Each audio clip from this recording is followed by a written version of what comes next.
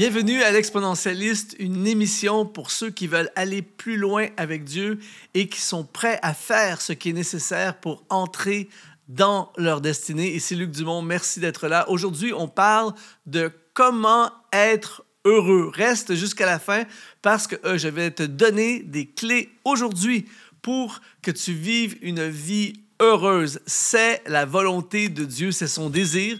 Que nous soyons heureux sur cette terre. Plus nous sommes heureux en tant qu'enfants de Dieu, plus nous rayonnons dans ce monde. Alors, reste jusqu'à la fin, on va être inspirés ensemble. Je veux continuer à t'inspirer en t'offrant justement une masterclass gratuite que tu pourrais regarder après cette émission qui s'appelle « Comment réussir sa vie et être heureux ». Le lien apparaît dans le bas de cet écran et tu peux accéder tout à fait gratuit à cette masterclass et tu seras pleinement inspiré. Alors aujourd'hui, on veut parler d'être heureux.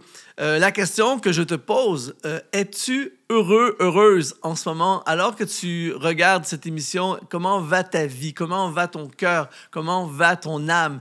Mais je veux te partager des clés qui marchent, qui ont été testées, qui viennent directement de la parole de Dieu, qui vont te permettre d'entrer dans une nouveauté de vie afin que tu puisses expérimenter la grâce, la joie et le bonheur qu'il y a en Dieu. Alors, la première chose qui va te permettre d'être heureux, c'est fuis la comparaison. L'une des pires choses, et il y a tellement de gens qui sont pris dans ce piège, c'est de se comparer constamment aux autres. Il y aura toujours quelqu'un de mieux que nous, il y aura toujours quelqu'un de pire que nous. Mais le pire dans cette histoire, c'est que des gens parfois que nous pensons être mieux que nous, si on savait vraiment ce qui se passe derrière la scène, peut-être que ça changerait notre opinion. Il dit dans un merveilleux texte dans Jérémie chapitre 1, verset 5, tellement un beau texte, il dit « Avant que je t'eusse formé dans le ventre de ta mère, je te connaissais et avant que tu fusses sorti de son sein, je t'avais consacré, je t'avais établi prophète des nations. » En fait, Jérémie, avant même qu'il soit sur la terre, avant même qu'il sorte du ventre de sa mère, du sein de sa mère, Dieu le connaissait et Dieu avait un plan pour lui. Dieu l'avait choisi, Dieu l'avait déjà établi. Pourquoi j'utilise ce passage? Pour te dire qu'on ne peut pas se comparer, on ne pourra jamais se comparer aux autres. Pourquoi? Parce qu'on a été créé par Dieu pour des buts précis. Et il y a des choses que tu dois absolument accomplir avec ta vie. Dieu t'a paramétré, t'a équipé, t'a donné l'intelligence, les intérêts, la façon de penser, la compréhension, l'équipement, tout pour accomplir quelque chose pour un but précis. C'est ça la destinée. Alors, c'est certain que tu ne peux pas te comparer à un autre parce qu'un autre a été équipé pour faire autre chose. Et c'est pour ça l'erreur qu'on fait, que les gens font, qui rend les gens malheureux, c'est qu'on regarde la vie des autres personnes et on se dit « Ah, je n'ai pas ça, j'aimerais tellement être comme lui, j'aimerais tellement avoir sa vie à lui, j'aimerais tellement avoir ses dons à elle, j'aimerais tellement chanter comme elle, j'aimerais tellement... » Et en fait, quand on fait ça, on dépense probablement beaucoup d'énergie parce que ça ne changera absolument rien, on ne pourra jamais être comme l'autre personne et on néglige ce que nous devons faire avec notre propre vie. La comparaison est un voleur de bonheur. Et aussi, j'aimerais te dire ceci, c'est que l'image que tu as parfois des autres, envers qui tu te compares, les autres que tu as envie, tu pourrais être très surpris si tu savais ce qui se passe vraiment. Il y a plusieurs années de ça, j'étais en Polynésie française et j'étais en mission là-bas avec un programme ultra chargé. Oui, c'est un endroit magnifique. Oui, c'est un endroit paradisiaque. Mais mon programme était tellement chargé que je n'avais pas le temps d'aller profiter, d'aller me baigner, d'aller aux plages et tous ces trucs-là. C'était juste blindé des répétitions, des prédications, des séminaires, plein de choses. Donc, un horaire complet. Et à un moment donné, on était sur la route et j'ai vu une belle plage. Et j'ai dit, je suis tellement occupé, il faut au moins que je prenne une photo. Alors, on arrête la voiture, on sort de la voiture, on va sur la plage. Là, j'ai un beau décor derrière moi, la mer, tout ça. Et là, on prend une photo. Je mets la photo sur mes réseaux sociaux et tout de suite, il y a des gens qui écrivent « J'aurais dû être pasteur. » Ouais, il y a des gens qui se la coulent douce, tout ça. Et en fait, il y a des gens qui ont regardé cette image et qui, probablement, certains m'ont envié. Ils devaient dire « Ah, lui, c'est sûr, il a une vie facile, il est sur la plage. » Les gens n'ont aucune idée que dans le fond, J'ai pris une photo pendant 30 secondes, 1 minute, mais le reste de mon voyage, c'est pas ça. Mais il y a des gens qui peuvent envier ça. Et en fait, c'est ce qui arrive quand tu ne sais pas exactement ce que vit l'autre personne. Et c'est pour ça que si tu veux aujourd'hui être heureux, eh bien, prends la décision de cesser de te comparer avec les réseaux sociaux. Cesse de comparer ta vie, ton ministère à ce que tu vois des autres sur les réseaux sociaux et marche dans ton couloir, marche dans ce que Dieu a pour toi et deviens ce que Dieu veut que tu deviennes et tu vas voir ton niveau de bonheur augmenter de façon exponentielle. La deuxième chose qui va te permettre d'être heureux, c'est développe une attitude de reconnaissance. Ça, c'est tellement puissant. C'est-à-dire qu'au lieu d'avoir une attitude, comme beaucoup de personnes, une attitude de tout ce qui manque, c'est très facile, c'est très naturel de tout le temps faire la liste de ce qui manque. Je n'ai pas ça, si j'avais ceci, si je pouvais atteindre ça, si j'avais telle relation, si j'habitais dans tel quartier, si j'avais telle maison, si j'avais telle voiture, si j'avais tel emploi. Et là, on fait toute la liste de ce qui nous manque. Et là, on devient de plus en plus malheureux. Mais à la place inverse, il développe une attitude de reconnaissance. Paul dit dans 1 Thessaloniciens, chapitre 5, verset 18, il dit « Rendez grâce en toutes choses, car c'est à votre égard la volonté de Dieu en Jésus-Christ.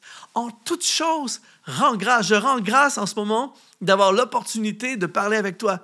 Merci d'être là. Merci de prendre le temps d'écouter mon message. Je rends grâce d'avoir l'opportunité d'être dans un studio que le Seigneur nous a donné, qu'on puisse le servir. Est-ce que le studio est parfait? Non, mais je rends grâce de ce que je peux le faire. Et il dit aussi dans Philippiens chapitre 4, verset 12, Paul dit « Je sais vivre dans l'humiliation et je sais vivre dans l'abondance. En tout et partout, j'ai appris à être rassasié, à avoir faim et à être dans l'abondance, à être dans la disette. » En d'autres mots, peu importe le scénario, Paul dit « J'ai une attitude de reconnaissance. Merci pour ce que tu m'as donné. Merci pour ce que je vis. » Je me souviens, il y a plusieurs années, j'étais dans une conférence aux États-Unis. Lorsque la conférence a commencé le matin, il y a un pasteur qui est monté sur l'estrade, qui a pris le micro. Et il dit « Avant de commencer la journée, j'aimerais prendre un moment pour dire merci à Dieu. Je veux le remercier. » Il dit « Quand je me suis levé ce matin, il y avait de l'électricité. J'avais de l'eau chaude pour prendre la douche. Ensuite, j'ai ouvert le frigo, il y avait de la nourriture. Wow, gloire à Dieu. » Il dit, après ça, je suis sorti, j'avais une voiture.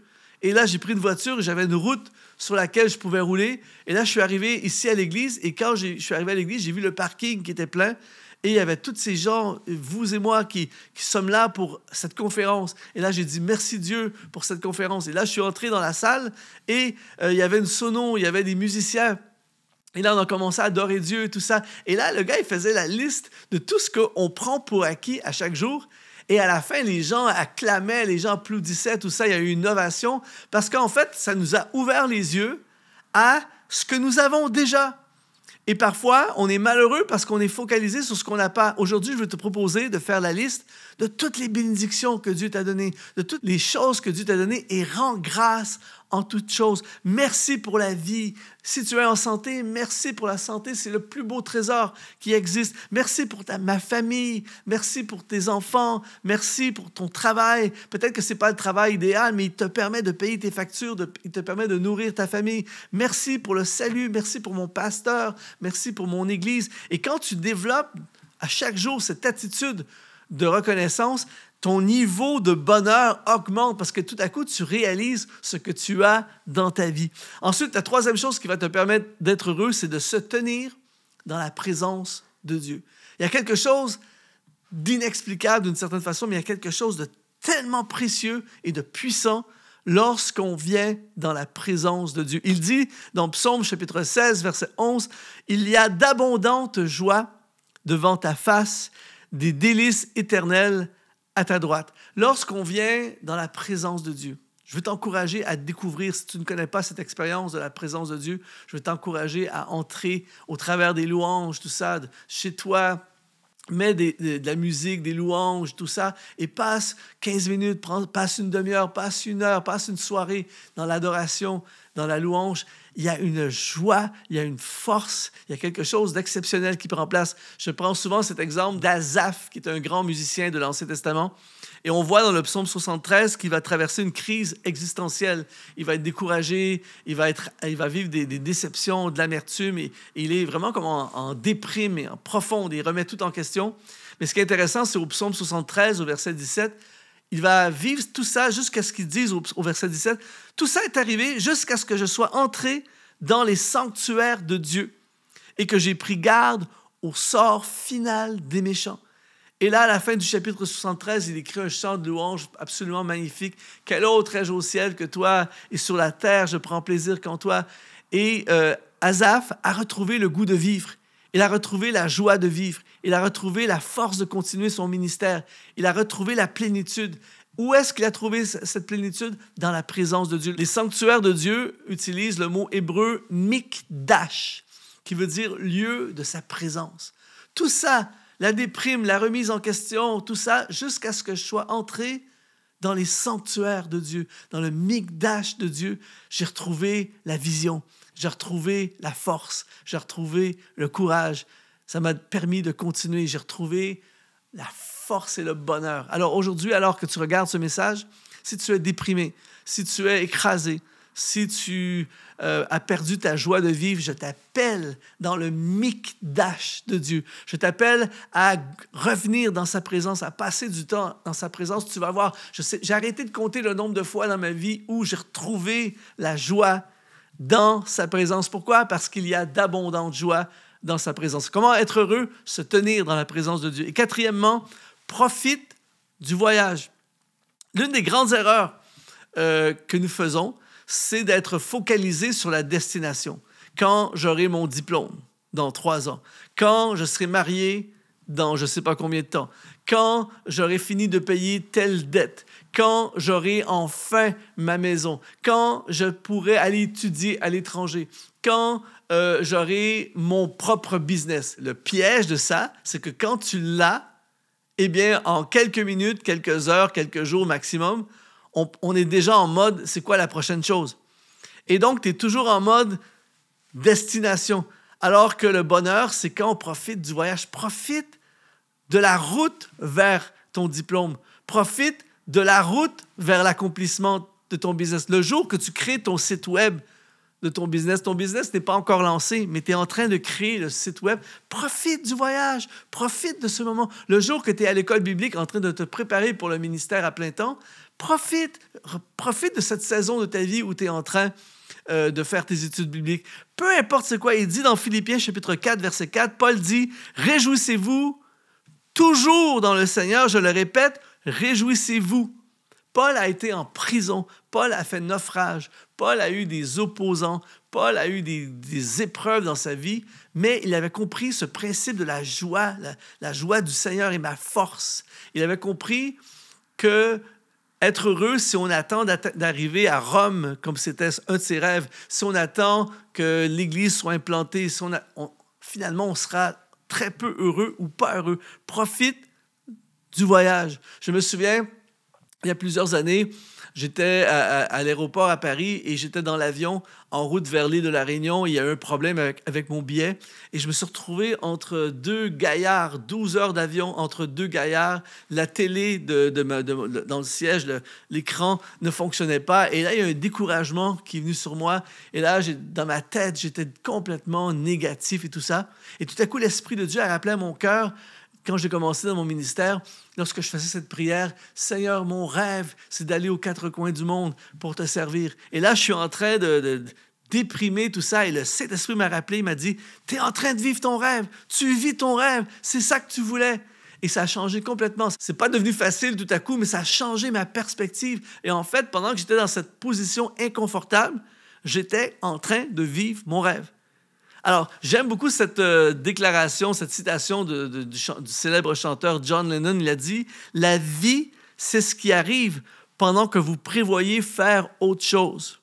Aujourd'hui, profite du voyage, sois heureux. » Alors, si ce message t'a parlé, il t'a inspiré, eh bien, va dans le lien qui apparaît au bas de ton écran. Continue cette expérience en allant vers cette masterclass tout à fait gratuite. Ici Luc Dumont, je te dis, sois exponentialisé.